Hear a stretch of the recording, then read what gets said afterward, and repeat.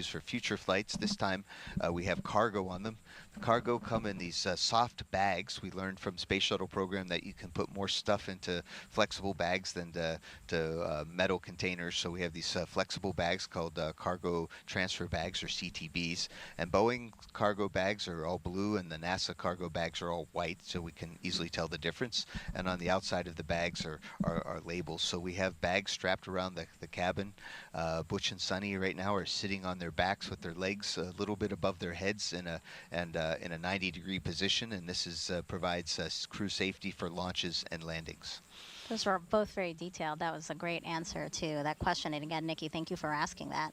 We also have Lizzie Bursett on Instagram asking, what is the coolest part of the launch in your eyes, Mike?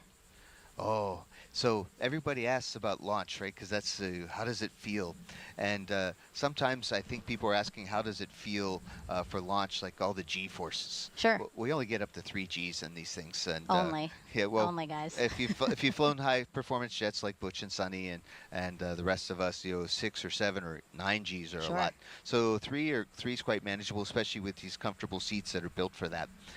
So that's not the feeling, but the feeling of having your dreams come true, going into space with the whole world cheering you on, and all the representing the hopes and dreams of all the people that worked really hard on this mission and putting the rocket together, putting together the spacecraft and the mission controllers and the management, the people that put in a lot of time to make this mission happen. It is in that you're all part of it right there. It's a very emotional event, and of course I'm a Air Force guy and I don't talk about emotions a lot, but launch is definitely an emotional event. Yeah, that's a great distinction, because you're right. I think when people think feel, or ask about feel, it's answering physically how you feel, but really emotionally is quite overwhelming as well, or can be.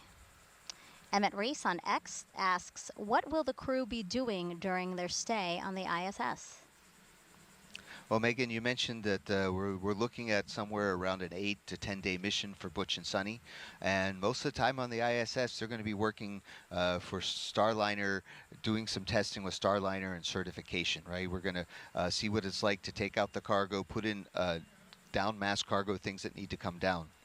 We're looking at seeing how set up the inside of Starliner for in case there's emergency aboard the International Space Station. Now, for Butch and Sunny's mission, chances are really small, but for a long duration mission, we do have to set up things like an ammonia sensing kit and a few other things that are standard for all the other spacecraft that visit the space station, and we just want to see how it works with Starliner. They're going to pretend that Starliner is a safe haven, which is a 24-hour lifeboat that they can hang out on the space station in case there is emergency aboard space station, and that helps certify saying Starliner's ready for long duration missions. And so Butch and Sunny and along with the rest of the team are going to get this flight test data.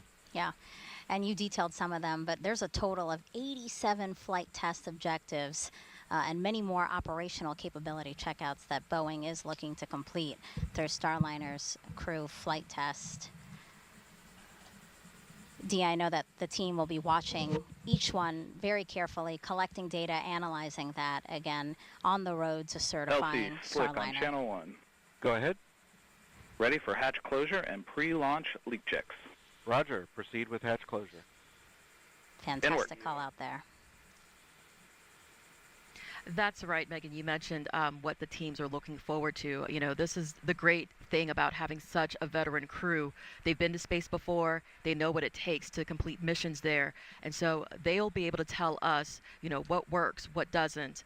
If there's anything we can improve, how can we make the capsule or systems more efficient so that, as we continue on to Starliner 1 with Mike or, future missions, that, we have the most efficient system that'll work for everything we're trying to accomplish on the International Space Station.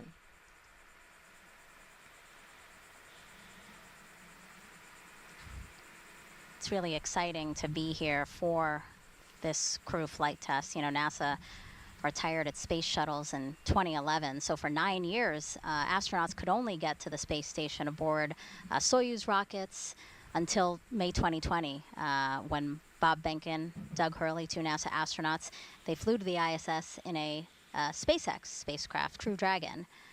And right now that capsule is the one that we see ferrying astronauts to and from the U.S. to the International Space Station. So this second dissimilar system, Starliner, it's really important, right, Mike, that we get this online and in use and part of the commercial crew program.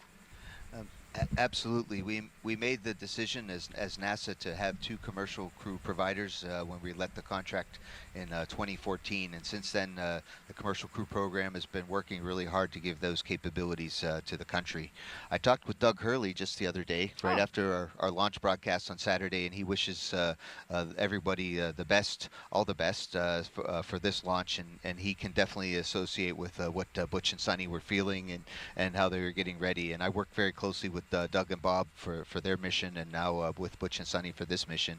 And it's really neat to be able to put together new spacecraft, and we're getting better at it. And we're going to need all that experience and test mentality and building fast, like we've learned from space